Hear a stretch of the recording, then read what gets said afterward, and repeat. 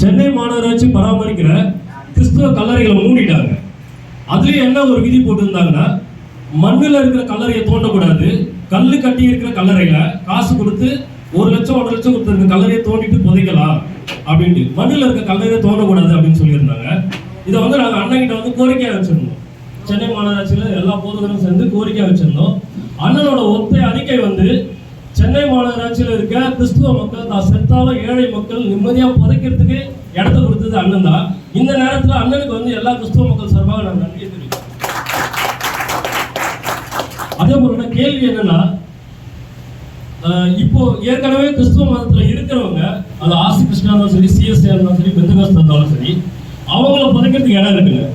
புதுசா இந்த கிறிஸ்துவ மதத்துல மாறுறவங்களுக்கு இனி வரும் காலங்கள்ல இடம் இல்லை. நம்முடைய ஆட்சியில அதுக்கான வழிமுறை ஏதாவது இருக்கும்? அதுல நீங்க சொல்ற மாதிரி நாங்க மக்கள் வாழ்வதற்கான இடத்தை நீங்க புதைக்கிறதுக்கு நாம் தமிழர் தமிழ் தேசிய அரசு அமைந்து விட்டால் நாடே அவர்களுக்கான நாடுதான். அதனால நீங்க அதை பத்தி கவலைப்பட வேண்டியது இல்லை.